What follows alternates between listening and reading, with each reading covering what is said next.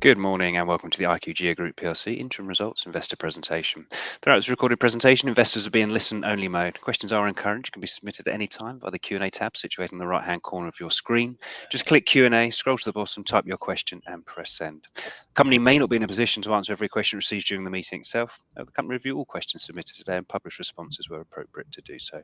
Before we begin, we'd like to submit the following poll. And I'd now like to hand you over to Richard Petit, CEO, and Hayward Chapman, CFO. Good morning. Thank you very much, and warm welcome to everybody. My name is Richard Petit. I'm the CEO of IQGEO, here to present our H1 results. Morning, everyone. I'm Hayward. I'm the CFO of IQGEO. Good stuff. So we've got a presentation here that caters to all comers. So we will explain what we do and why we're good at it, as well as the results, and we'll also be talking about an acquisition that we completed this summer. So hopefully this will give everybody a good overview of what we're doing, whether you've attended one of these presentations or not before. So I'm going to start with a general introduction to the company. So IQGEO are a software company, and we're all about helping network operators build better networks. And specifically what we do is we provide a single integrated solution to help telco and utilities network operators plan, build and operate their networks. This is our USP, if you will, and we've been doing this now for quite a few years, and we are a global company. So on the right, you can see a representation of the map, and you can see here that we operate in three main geographies. So the three regions we operate in are North America, Europe, and Japan. And at each of these dots, this is where we have a physical presence, so we have an office. Our main office and pre-acquisition, our main market was North America. So we operate out of Denver in North America, in Colorado, where we have 60 to 70 staff approximately. In Europe, we're headquartered in Cambridge. Hayward and myself work out of the Cambridge office. Since acquiring a Belgian business this summer, a company called Consof, we now have really quite a substantial office in Belgium, about 50 staff, and that office will be leading joint operations for both products into the European market. We also have a presence in a small office in Frankfurt. We've also got a business in Japan. So we've got an office with about 4 or 5 people in Tokyo. Today, we count over 450 customers worldwide of all shapes and sizes. So from tier ones in North America with tens of thousands of users, right the way down to quite small engineering companies with just a few users. So we cover all segments of telco and utilities market. We count over 80,000 users worldwide. The majority of our products are sold on a per seat basis, on a subscription basis, as Hayward will describe. And so the user count is something that matters to us, because it represents our market penetration, our account level penetration. As a firm, we count over 200 staff and contractors. So compared to some of our competition, we're quite small, but this is a market that allows specialized companies like us to compete very aggressively against larger incumbents. The main reason being that the knowledge required to operate in our market is so specific. So as a company, we have a unique combination of skills. The first and foremost is we are experts in geospatial technology. Geospatial is an incredibly important tool for managing networks, because it's by far the easiest way to visualize a network and to interact with a network. So the geospatial element there is extremely important.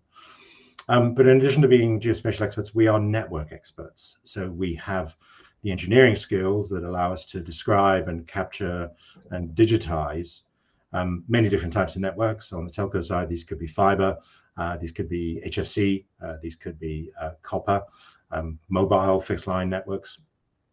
And on the utility side, These could be electricity, electric networks, water or gas. So we need to have, the engineering skills to be able to describe and capture these networks, because at the end of the day, we are doing things to those networks, whether it's designing them or upgrading them or changing them, modifying them in some way. That has to be done in a safe way and in an accurate way from an engineering perspective.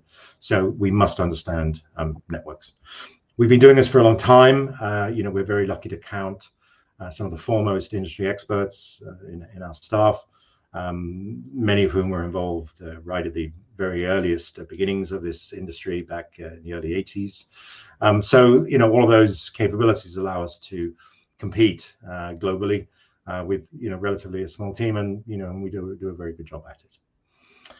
As I mentioned earlier, we're global. In most of the markets we operate in, we sell direct. These are quite complex sales with fairly long sales cycles, but we do have a growing channel presence.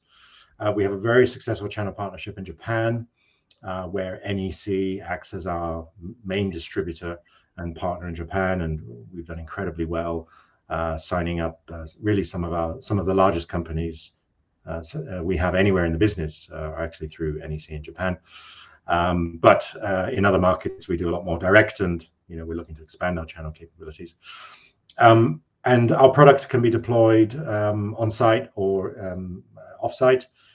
Most commonly today, it's deployed in the cloud. Typically a private cloud, has to be said, but it could be in a public cloud with us managing it. So of course, as a scalable subscription-based product, we have to make sure that our customers can access it easily, and so we have a lot of web and cloud and SaaS skills to support our business and our growing customer base. So I'm going to ask Hayward to say a few words about our commercial model. Yeah, thanks, Richard. So our main sort of go-to-market proposition is a subscription license. The majority of our customers, usually a year in length and paid annually in advance. We still offer perpetual licenses to some customers, and particularly in the North American market, where particularly in the utility industry, then the utility customers are not allowed to pass on any OPEX increases to their own customers. They prefer the sort of capital license model, so we still offer that. But on the whole, probably 80% of our sales are now on a subscription basis, and you'll see later on when I go through some of the figures, we focus a lot on our annual recurring revenue. I think Richard's already mentioned sort of the fact that we can offer on cloud or on-premise deployment options. Where it's cloud, it can either be a private hosted cloud, or it can be through AWS or Azure, etc. And then he's also mentioned our sort of direct sales or growing partner network. It depends very much on geography. In North America, it's very much with direct sales. We have about 25 sales and technical pre-sales staff there who go direct to the customers. In Japan, we operate exclusively through partners, and in Europe, it's a mix of partners and direct sales as well. And obviously, Comsoft coming on board in August is going to change that slightly as well. They very much have they partner as well, but they also have a direct sales force. Hayward, do you want to just say a few words before we move on, just about the P&L mix and how much of it is coming from subscription and where we want to take that? Yeah, I mean, I've got that on the next slide, but one on the KPIs, so I can probably talk about that there. All right, we'll cover it there. Perfect.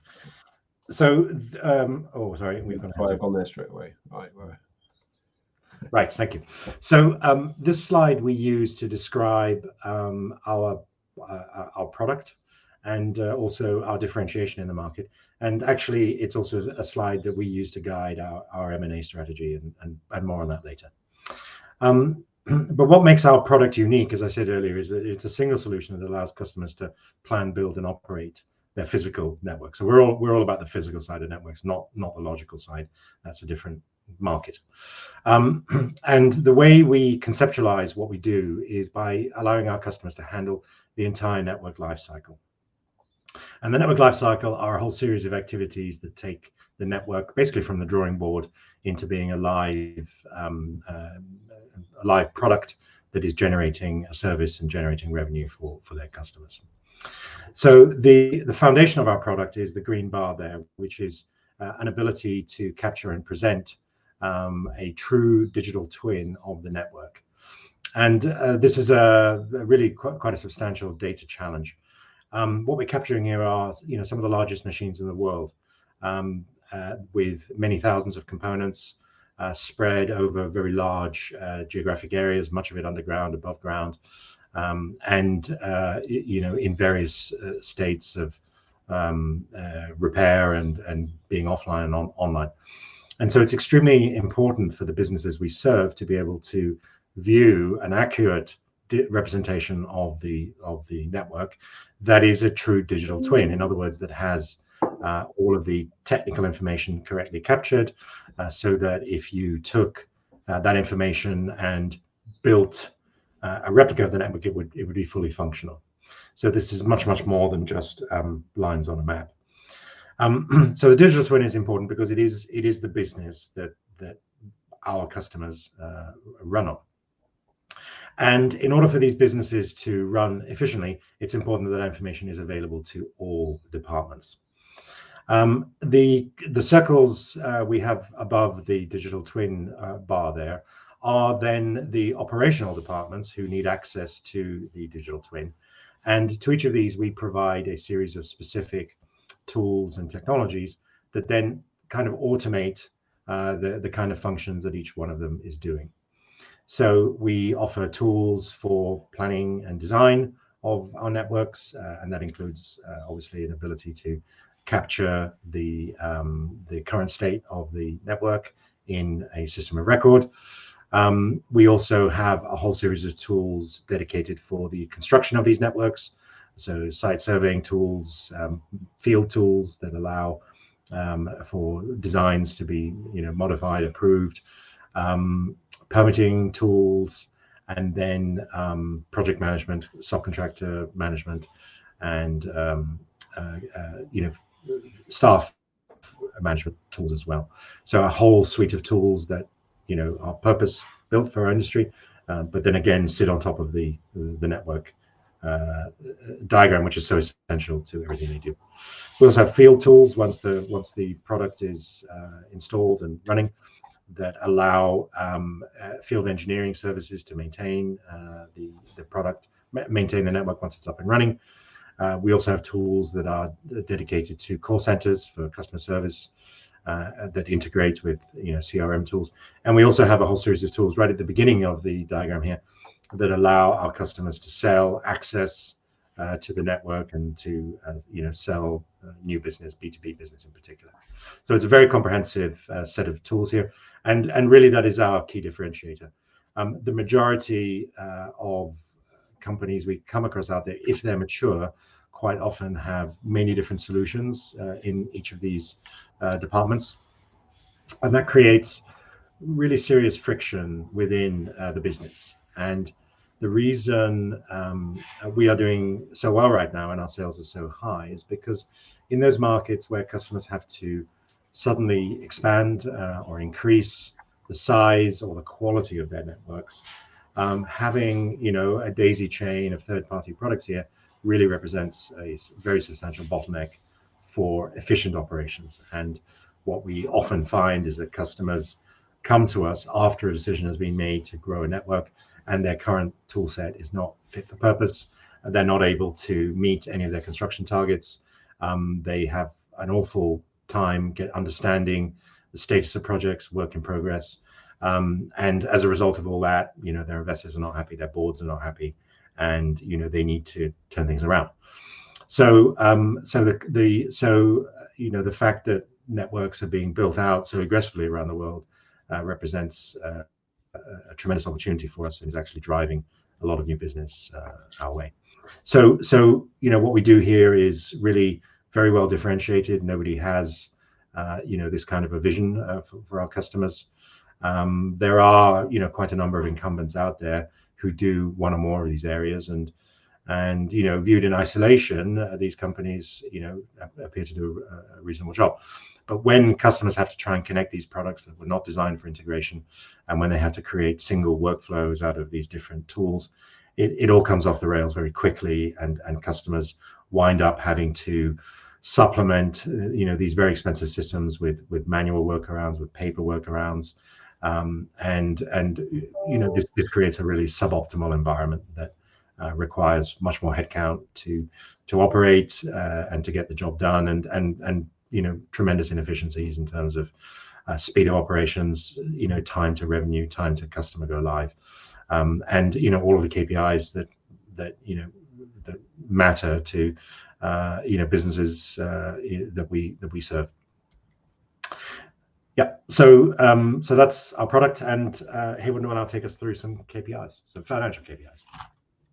Yeah, hi, thanks, Richard, again. So these are, I've got 3 slides on sort of high-level financial figures and KPIs. I'll just take you through them. So first off, I guess the main point to mention here is that all of these figures are organic. So prior to Comsoft, which we acquired on the 12th of August 2020, which is obviously post the reporting period, because these are the results for the first 6 months of the year ending June, the 30th of June. Our last acquisition prior to that was OSPI in December 2020. So in the comparative figures for the first half of 2021, OSPI was already included, and therefore, when we're comparing half year with half year, all of the figures here are purely organic. So there's no acquisitive growth between 2021 and 2022.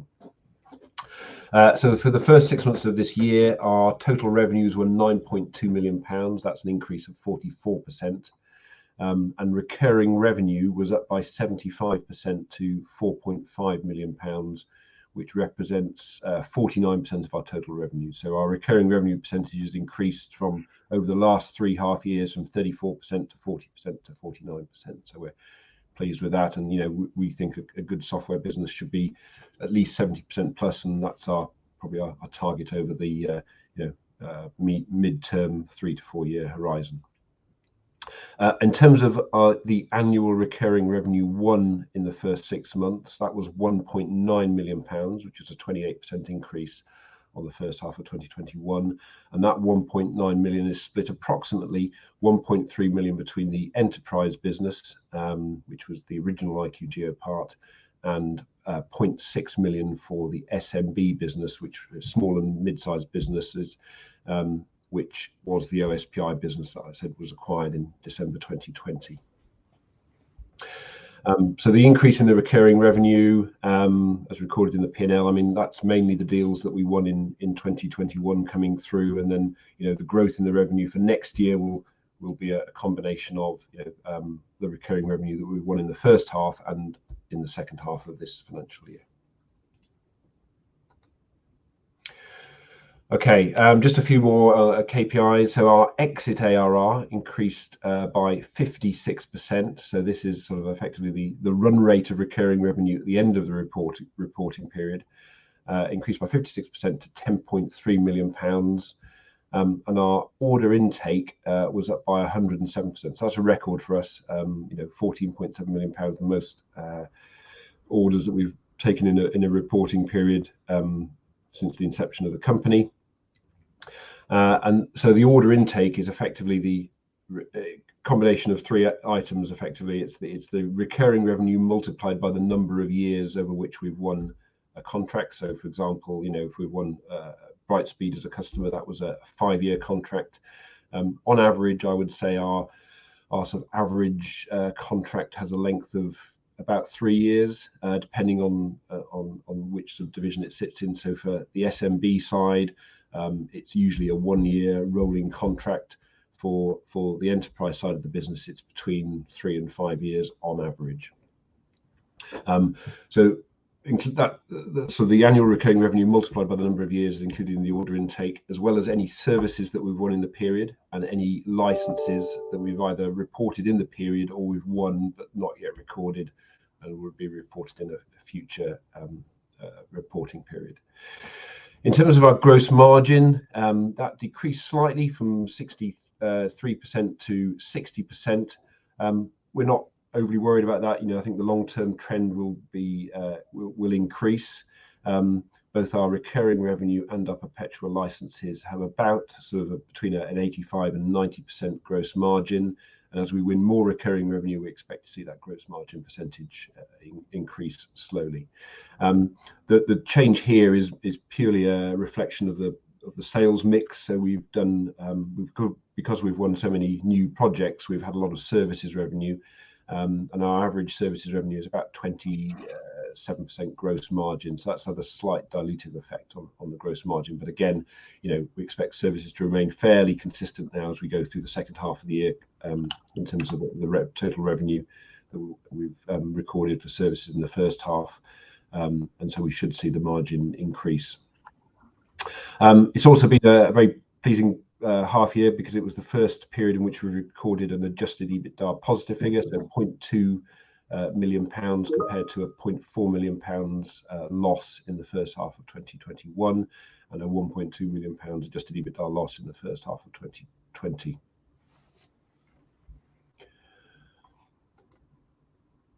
Net cash at the end of June was 11.1 million pounds. Obviously, since then we've acquired Comsoft, which in terms of cash out up front, it was 8.85 million euros. And then we actually paid for Comsoft out of our cash reserves, and then we did a fundraise to sort of top us back up again. And that was because as a board and a company, we didn't want to have less than 7 million pounds on our balance sheet at any point in time.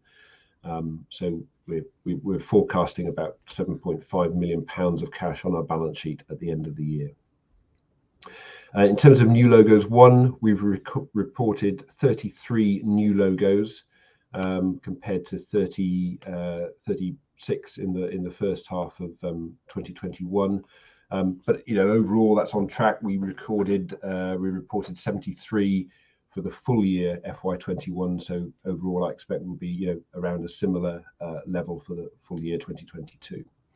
We had 116 heads in the business at the 30th of June. That subsequently increased. We're about 125 as we stand today on an IQGEO basis. Then, of course, with Comsoft coming on board, there were 51 heads in Ghent, where Comsoft are based or have their European headquarters, and a further 10 staff in Toronto in Canada. So, we're now looking at around about the 180 mark in terms of directly employed staff. And then we have sort of a number of contractors who are on our books as well, which is where the figure right at the outset of this presentation comes from. In terms of net retention, it's a figure we focus on quite a lot. We've had some very high figures in the past, 133%, 109% on average. We were throughout 21, it was 115%, slightly lower in this first half of the year. It basically depends on the timings of when customers upgrade or buy additional software or seats. Again, I think the slight decrease in the net retention percentage is not something we're overly worried about, and we expect it to be slightly higher than that for the full year. Okay, I'm going to hand back to Richard, who's going to take us through some new customer wins. Yeah, thanks, Howard. So there's a number of very interesting customers we've signed up in the half. Actually, we've signed up 35 overall, so this is just a small selection of them. But I'll start at the top left-hand corner. So a global top 5 telecom operator. So I can reveal here that verbally that this is AT&T. A very interesting account because they are so much larger than everybody else in the US. They have a very dominant position on both mobile and fiber market, and we are very much a part of their new strategy. So AT&T have spun off their entertainment division, the Warner Group, and now are doubling down as a telecom provider. And they have very ambitious plans to achieve coast-to-coast coverage with their fiber networks. They've stated they want to connect 30 million homes. Today, they connect about 12 million, of which only half of those actually have fiber to the home, and the rest of them are still on older technology. So there's tremendous growth opportunities with this account. And currently we're in an early phase with them with just a few hundred users, and we can see this account growing to several thousand users and being a very substantial part of our own P&L. So a very, very exciting account, and one that really acts as a tremendous endorsement for us, not just in North America, but really around the world. So we're very, very happy to have them as an account with us. In other areas of the world, here in the UK, we've signed up a number of new accounts, but two of note are Fibrous and BAI. So Fibrous are the second largest operator in Northern Ireland. So they're a broadband provider. So the first in that part of the world is Openreach, but Fibrous is number 2, and really giving them a very hard run for their money. Very ambitious and looking to provide a good service there. So we're delighted to have them on board.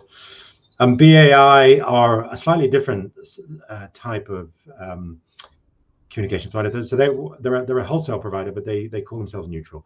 So the idea is they build and operate networks for other companies then to commercialize. And BAI, they're actually an Australian group, and they sort of specialize in really quite special networks. So one of the things they specialize in is the wireless networks in underground transport networks. So if you take a tube, do a tube ride here in London or in New York or in Hong Kong, the mobile signal you get underground is provided by BAI, but of course they lease that off to the commercial operators. So very interesting group.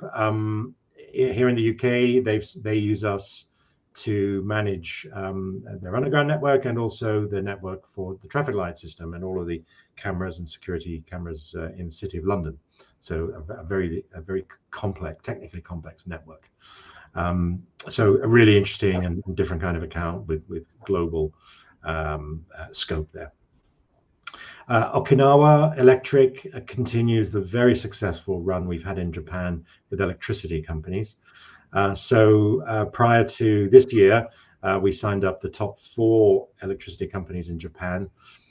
So TEPCO, Chubu, amongst others. And in Japan, we provide an emergency response solution that helps them react and respond to natural disasters, hurricanes and earthquakes being the 2 most common.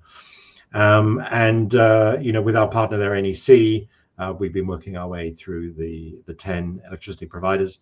So Okinawa is our latest win. They're actually the smallest of the 3, but have their hands full right now. They've got a very large typhoon coming through the area, and the sale couldn't have come at a better time for them, in the sense that we're able to help them respond more safely to their current challenges. So another win we're very pleased to have. And then Conterra and Allpoints. These are to demonstrate that we're continuing to win the mid-sized telco operators in North American market. So Allpoints is through our SMB product range. This is a very fast-moving sale, and they are continuing to win logos at a very, very fast rate. Conterra a bit larger than them, and they're with the enterprise product, but again a good mid-size telco operator that have taken the full suite from us. So global success, and in the second half of the year we've got some very significant opportunities we're hoping to announce in Europe, not only through the acquisition that I'll be telling you about, but also through the existing side of the business as well. So a very diverse group of wins here, and one that indicates that the global market we serve is active, and that our products are well positioned to benefit from the range of challenges our global customer base face. If we move on one slide. So I mentioned earlier that we made an acquisition this summer. We're very, very pleased with this acquisition, and this slide we use to describe the product fit of the company we bought. So the company we bought is called Consoff. They're based in Ghent in Belgium, and as I said earlier, that office will now become our European operations hub. What this company do extremely well is automated planning and design. So their specialty is automated design of large areas of network. And these designs are used for budgeting and then for construction purposes. So this is a very, very topical market right now, because there is so much new build happening all over the world, really. And Comsolve have a dominant position in this market, to the point where they have more revenue and customers than the rest of the market, the rest of the software market in this space combined. So a very, very powerful player, and highly complementary to the IQGEO product suite. So they slot in very nicely in two areas. First and foremost, is in the planning and design circle that I showed you earlier. Comsolve replace a product that we have white labeled in the past from another manufacturer, but Comsolve really is a much more versatile product. It scales up and it scales down much better, and it's easier and faster to install. And their concept around how interact with the automated design product, in our opinion, is better and more advanced than what we had through the white label partnership. So it's a much better fit.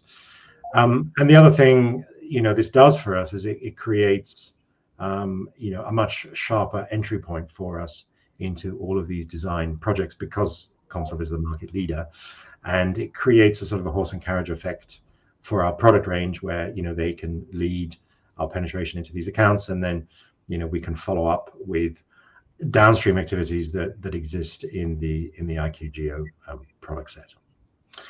The other opportunity the Comsolve product plugs for us is actually right at the front of this network lifecycle, which is the sales and marketing opportunity. This is a very particular tier 1 and tier 2 opportunity for sales teams at these large organizations, who unless they have a product like Network Revenue Optimizer, what we find is that it can take days or even weeks to provide a quote to a new B2B customer who's asking how much it would cost for their business to be connected to the network. And with this solution, it allows those sales teams to provide a quote in real time, which of course increases the win rate and increases new revenue for these businesses. So it's a very interesting solution. The product we have in that space is conceptually very good, but nowhere near as mature as the one Comsolve has.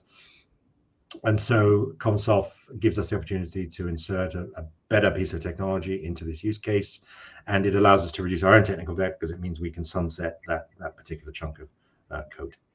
So the product fit is really excellent, and what that does for us commercially is explained here. So there's an example here of a few US customers where, such as Brightspeed and AT&T, which I mentioned earlier, these are IQGEO wins, but it all starts with high-level design. And you can see here on the right-hand side of this table, I've got HLD, high-level design, and /Comsolve.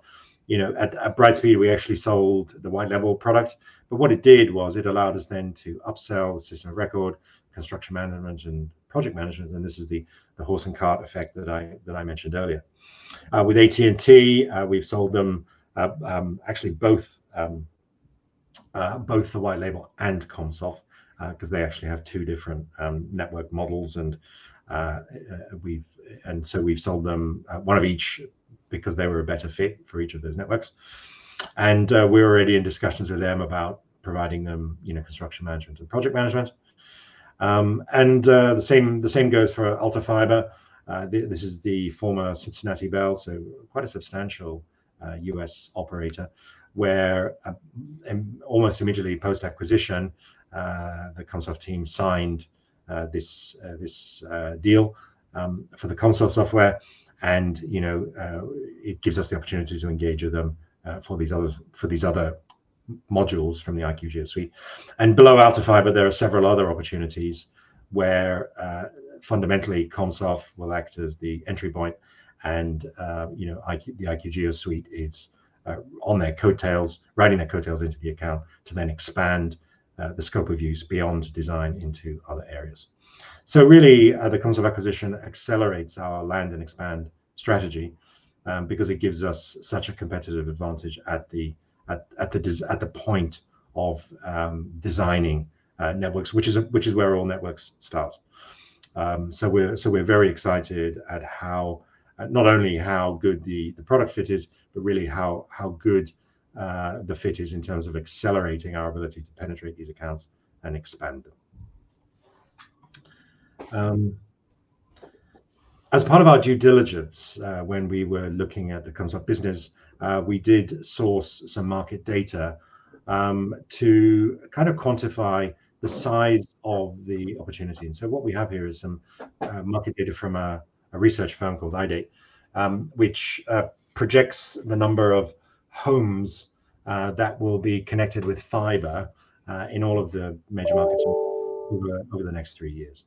And you can see here that there's a very substantial number of homes that are going to be connected, over 200 million homes. And actually, we think in some markets these figures are understated. So our own opinion is that the North American data is light in this data set. But this is the data set we were provided. And so what that tells us is that the fiber market is extremely healthy. There will be new design opportunities and therefore software opportunities for the rest of the product suite across the world. And our core markets remain very, very healthy, which is North America and Western Europe in particular. And in other regions, such as select countries in Eastern Central Europe, APAC, and Middle East and Africa in particular, it gives us the opportunity to expand certain channel relationships that Comsol have, or create new ones, so that we can get our channel model exploiting some of these opportunities. So basically what we see here is an opportunity to expand our sales using a channel model. So we were very pleased to see the growth figures that are here, and actually beyond 2025 there will be continued growth. So this is just the data set that we acquired, but we are confident that this growth spurt will last for many years and possibly decades. So that provides a really strong base case for the business we're going after in it. And I always say as a CEO, there are many things I can fix, but the one thing I can't fix is demand, right? And so one of the essential ingredients for a successful software company, that there is sustained demand for the product we sell. And this data set shows that there will be demand for many years to come. Okay, I will now run us through some slightly more detailed financials, but I thought before we do that, there are a few questions which have been asked, which might help with some of the answers I give it in the financial section. So I'll go through those, and I'll go through those in the reverse order of which they've been asked, starting with the question by Paul M, who has asked, how do you define recurring revenue? So we define recurring revenue as revenue that recurs annually, year after year. And I think, as I've demonstrated with our sort of net retention figures and the growth in our recurring revenue, our software can add value, and therefore our customers find it useful, and it's quite sticky, and we don't really have a lot of churn in our customer base. It's sort of single digit at most in any one financial year. So that's how we define our recurring revenue. It's revenue which recurs annually, year after year. Going up, the next question, or the last question before that was received was from Steve K, who said, a good line of ARR, would you look to take on debt to make future acquisitions more enhancing? I think you mean earnings enhancing there, Steve. So on the last two acquisitions, we've done a fundraise to help fund those acquisitions. And yes, as we have now turned adjusted EBITDA positive, and we're forecasting to be cash flow, I would say this year break even, and sort of next year then cash flow generative. Yes, we would. I think for future acquisitions, we would look to take on debt, as opposed to equity, which is dilutive to shareholders. So something we'll consider at the time. Of course, it might be, depending on the size of the acquisition, we might need to do a mix of debt and equity, but it's something we will definitely consider. And then the question before that Steve K also asked, I think there were a number of questions here. He's asked, could you talk through acquisitions? What are you looking for, and how much profit growth do you see coming from Comsoft? Can you cross-sell here? So I think there are actually 4 questions within that. I think Richard has answered the cross-sell piece, because Comsoft, the product they sell, lands right at the start of the product life cycle. So it gives us the ability to then sell other IQGEO products into that customer.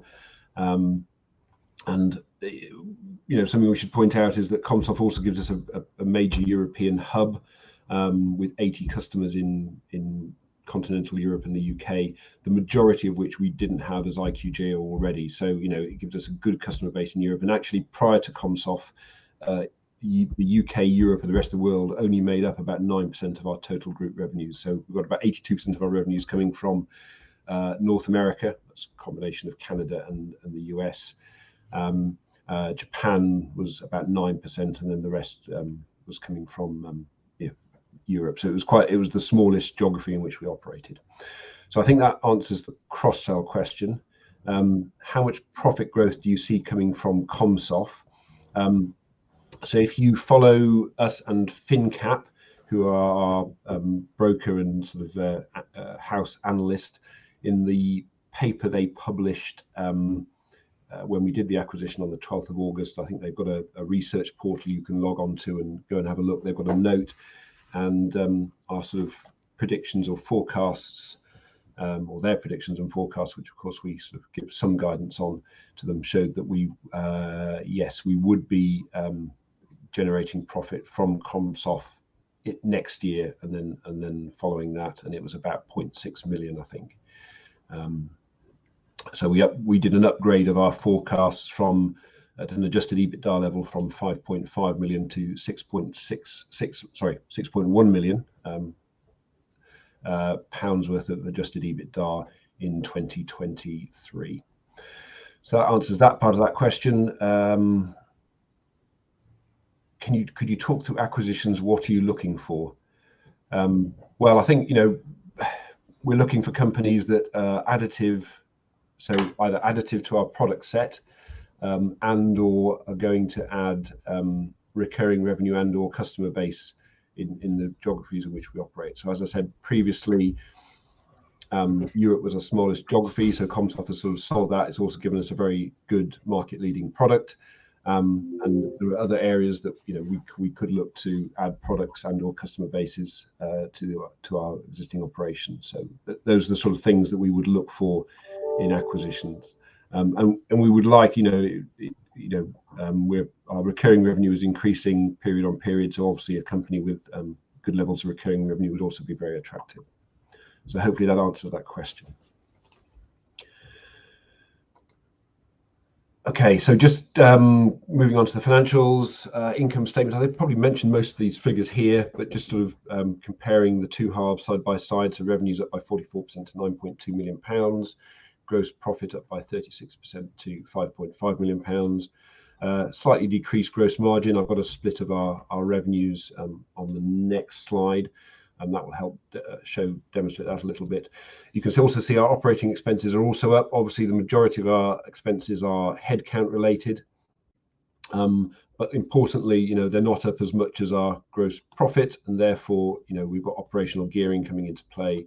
Hence why we've turned the corner in terms of breaking through the profitability barrier to the adjusted EBITDA level.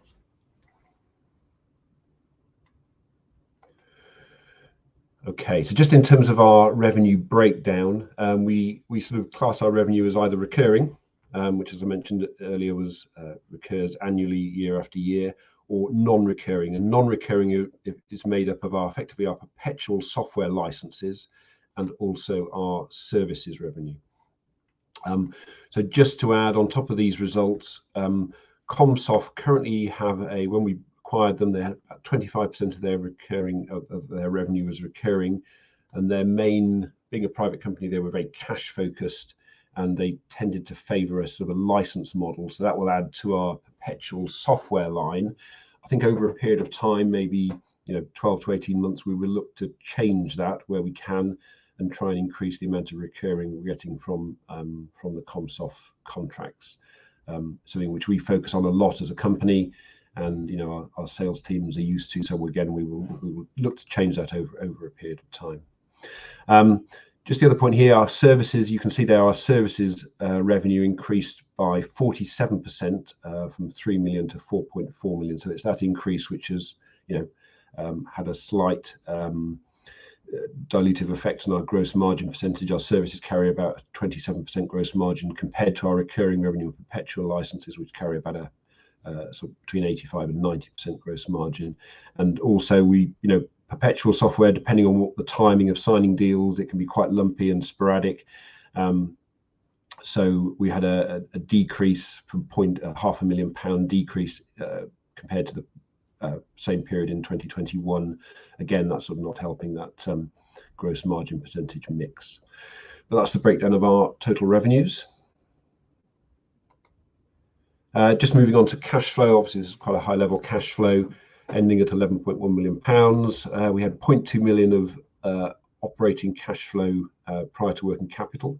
We're working capital positive, so £1.1 million, which generally with our sort of annually paid in advance subscription model, I would expect that to be as we're growing. We've stayed we spent a consistent £1 million on development of our products, so that's our capitalized R&D.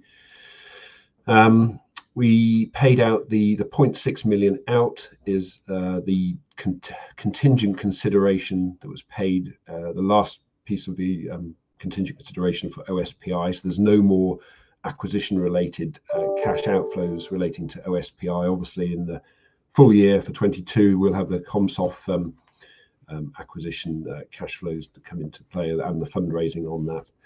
And then effectively that's it, with a little bit of lease liability payments and other movements as roundings. So net cash of £11.1 million at the there is a typo there, I should say at the 30th of June. It does say the 31st of December, so apologies for that, but it is actually at the 30th of June we had £11.1 million.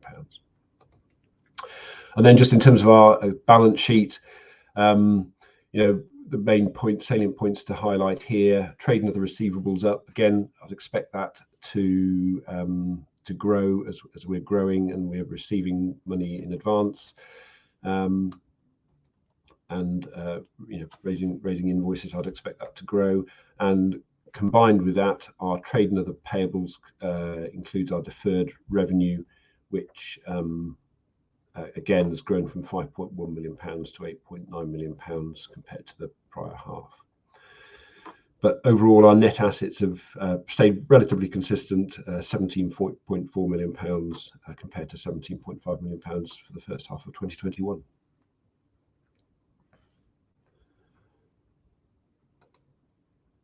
Okay, I think that's it in terms of our presentation. If there are any more questions, please feel free to ask. Fantastic. Thank you very much, Richard Hayward. Indeed, thank you for your presentation. Ladies and gentlemen, do please continue to submit your questions using the Q&A tab situated in the right-hand corner of the screen. And thank you both for taking those questions as we went through. We did have a couple of pre-submitted questions, if I could just pose those to you as well, if I may. The first one reads, there was some mention that contracts may have had clauses to allow automatic indexation to inflation. Is that the case? Some of our I'll answer that one. Thank you, Paul. So some of our contracts do. We have. It depends on what type of contract. So on the SMB side of the business, we tend to sell annual rolling contracts. So just with a single year term, and there is the ability to increase the price to customers at the end of that term or not. It's just a 1-year contract. On some of our longer contracts, usually in negotiations, our standard is sort of RPI plus a percentage. customers will often look to, have that capped at 5%, or it just depends on how the negotiation goes. So some of them do, but I would say full RPI is, in some cases, yes, that's it is a possibility.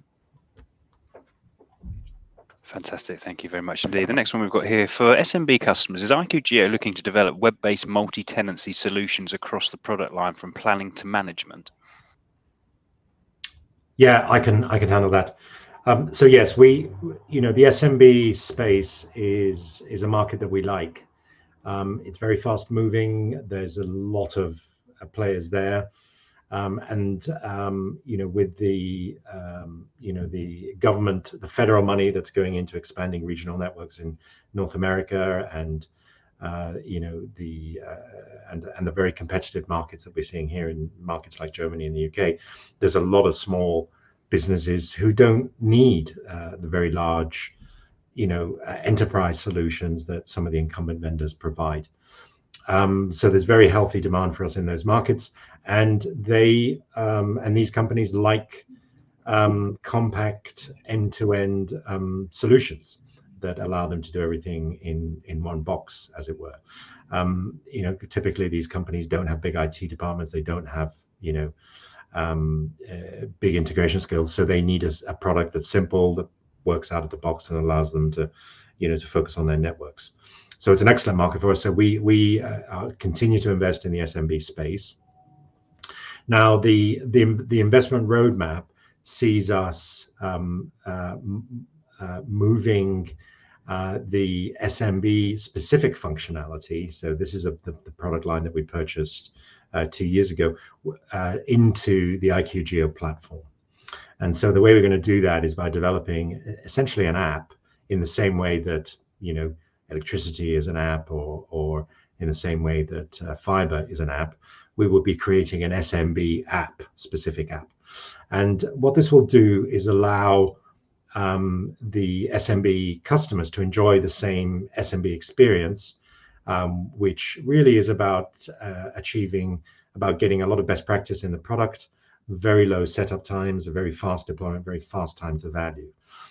So that's what the SMB experience is all about. So the goal here is to give the SMB experience within the IQGEO platform, and this will then allow us to combine all of those customers effectively into a single code line. So that's the roadmap we've got set there. Clearly, as we bring the SMB customers across to the SMB suite, then that creates very natural opportunities to introduce those SMB customers to some of the other functionality within the suite. In particular, the stuff that we like the look of is mobility, the ability to do site surveys, and some low-level construction management. So the roadmap opportunities present themselves once the SMB customer exists on an IQGEO platform. So that's the roadmap there. On the cloud side, we continue to invest very heavily in our cloud capabilities with the enterprise product. The reason being that the cloud solves a whole range of issues for us. First and foremost, scalability. What that means is, as customers throw more data or add more users to the product, then cloud technology is there to help spin up more processing capabilities, and to provide a very smooth experience for those customers as they ramp up their daily activities.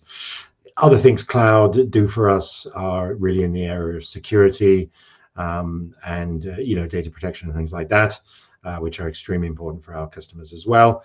And of course, cloud gives us great scope for allowing us to handle many customers in the same environment.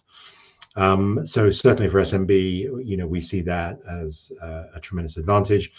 SMB customers don't have great IT skills, and so giving them the opportunity to leave all of their technology, all of their data in a managed cloud environment, we see that as interesting for them. And obviously, as part of that, in order to make that the whole strategy efficient, we want to be able to manage those customers in a simple way and in an automated way, and to avoid having many separate environments. In terms of the, how we will architect that, I think, there are a number of routes open to us. And the goal here will certainly be to have all of those customers in a single environment. In terms of the details of multi-tenancy versus not, the trend today is towards having a kind of a hybrid model, so that there are certain elements of the product which are single instances, single logical instances across many users, and there are other aspects of the product which more likely are going to be unique to each customer base. Most of this is to do with data protection. A lot of customers are not happy with the idea that their data could, by some flick of a switch, be visible to other customers. So there are certain elements of handling this customer base where we do need to be sensitive to their data requirements, and therefore those aspects will not be shared. But I think the general answer there is that we continue to invest in SMB.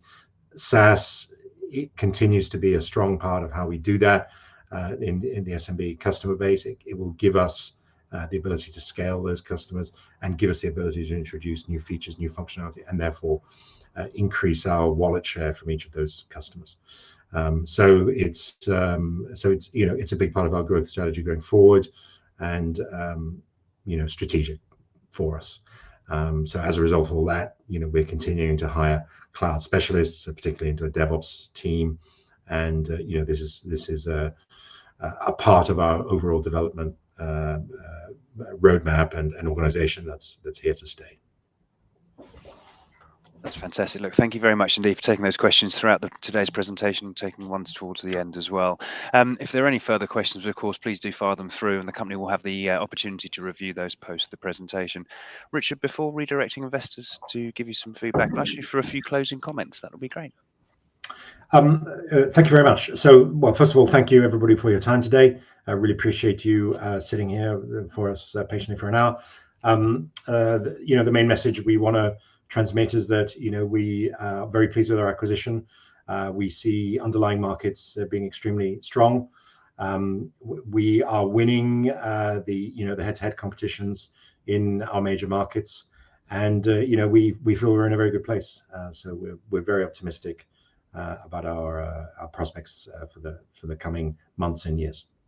Fantastic. Richard Hayward, thank you indeed for updating investors today. Can I please ask investors not to close this session, as we automatically redirected to provide your feedback, and all the team can better understand your views and expectations. It's only take a few moments to complete, and it's greatly valued by the company. On behalf of the management team of IQGEO Group PLC, we'd like to thank you for attending today's presentation. That concludes today's session, and good afternoon to you all. Thank you all.